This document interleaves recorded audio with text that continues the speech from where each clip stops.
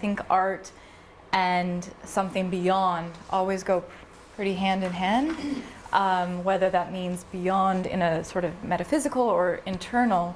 But I think as an artist, you probably are likely to think about these things more often, and especially being an artist bringing this to patients, you're probably going to think about it even more, as well as your own. But anxiety, I think it's a very human feeling when we think about the end, when we think about death. It's natural. And so when it's a bit more removed, it's easier to think about. However, when it becomes more personal, the death of someone we know, the death of someone we love, of course anxiety is going to accompany that, as well as our own death, which I know working with patients on a daily basis will likely start stirring some of this within you. I want to think about not only the fear and anxiety that patients or families are going to be dealing with, or your own fear and anxiety, but the contrast of that is how can it confront us with our own responsibility for life and the beauty. And I think as artists working in healthcare facilities, I think this is going to be important for you to know as well, because when Robin called me, it was like, we'd like to talk about death and dying. She goes, oftentimes because a patient is no longer in the bed and you have no idea what happened, where they went, or why. But for instance, knowing some of the signs that go along with this, you may be more aware than others, even within the family, because it's more difficult as a family member to see these coming. So the signs, the indications can start 1 to 3 months in advance, and that there is this general withdrawal. And so you'll start to see a person's spheres become smaller and smaller and smaller. So someone who, for instance, used to be very active in their community might start to become more withdrawn. So maybe it goes from this community to the neighborhood, from the neighborhood to just wanting family, then from family just wanting 1 or 2 people close, and then even that starts to become smaller and smaller, where the person goes very internal. And sleep increases during this process, so you'll often see a person with their eyes closed. Again, this is natural, doesn't necessarily mean depression.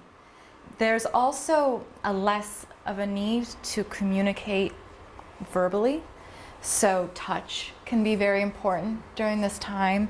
Wordlessness can take on more meaning for that person during this time. Another thing that's so hard for family members oftentimes is that eating lessens. We eat to live. Our bodies are machines that need fuel of food. However, when the body is shutting down, it needs less and less food. And this oftentimes is so difficult for family. And sometimes forcing a person to eat or artificial means of nutrition can cause much more difficulties, more pain, more harm, because a person can become edematous or swollen. It can put pressure on their organs. So communication around eating oftentimes is important. Education around this is very delicate. I just want to briefly go over some of the signs and indications during the active dying process, which is about 1 to 2 weeks before the actual final breath. And so again, it's possible disorientation. So you get, I don't know if you've heard of people like picking the sheets or their clothes, this sort of agitation, they call it terminal restlessness, that can happen, as well as they call, like the acronym, there's so many acronyms in medical, NDA, nearing death awareness. And this oftentimes is very, very confusing to family members, because almost can seem like hallucinations or delusions.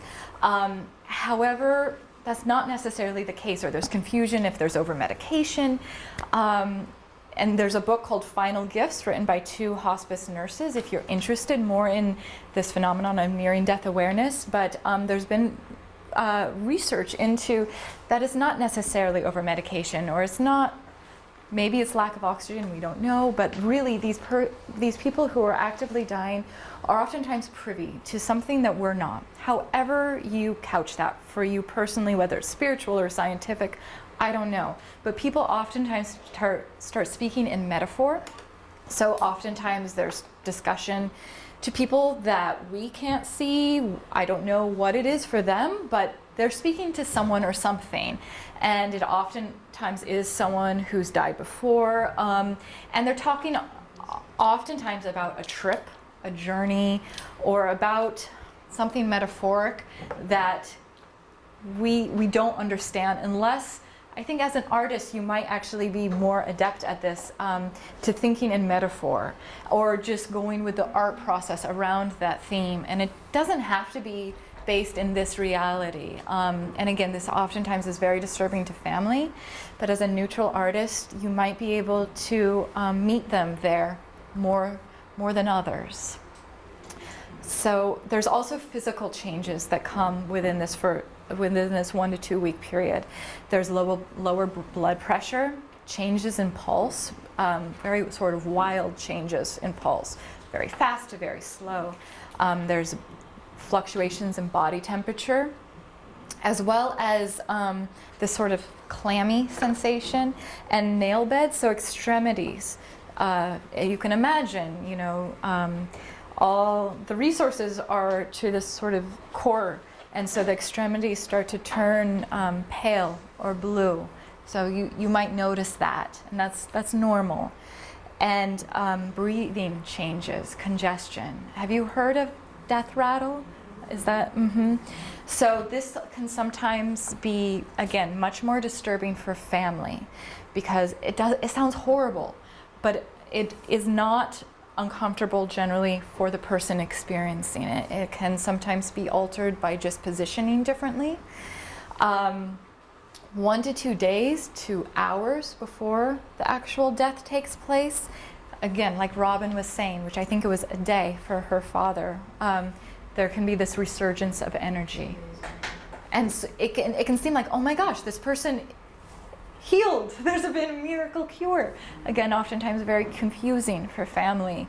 They might eat, again, their final meal, or speak to their relatives that have just come in to visit, or talk more clearly. So if the person had seemed almost in this coma-like state, but they were still being able to be awakened, now they might seem like completely energized again. However, that usually is meaning the very end of the dying process. After that resurgence of energy, there can often be a sort of half opening of eyes, but not really a seeing, so a glassy, teary look. And then the hands, from just nail beds, it's really the extremities at this point are purplish, not just pale or blue, but really can take on a purplish look. And then that death rattle can increase, and it can be, again, very disturbing to loved ones, but oftentimes not uncomfortable for the person. And there then can be this last inhale, and you might think it's the last exhale, but there can be sometimes very long periods of time where there might be another one. You can almost imagine like a fish out of water, what that might look like. It can look similar. And then generally there is the last exhale after that sort of gasping. And again, much more uncomfortable for loved ones than for the person. Right. I wanted to talk briefly about staff and serial loss, and how people can start reacting.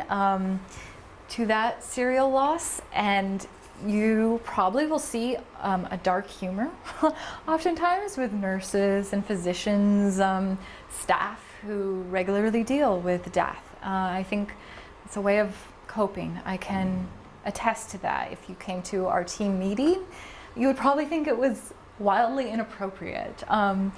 But it's how we cope with death on a daily basis.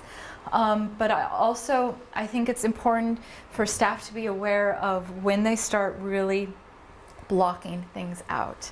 And it can become dangerous because I think in this work especially, there has to be an openness. There has to be a willing to touch that sort of soft spot within ourselves and the person and the family going through a dying experience.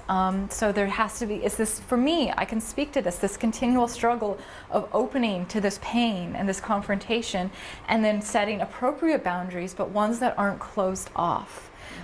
Because the closed off is when I think we become brittle, for lack of a good term. And it can be almost more exhausting keeping this very tense approach rather than this soft opening to it.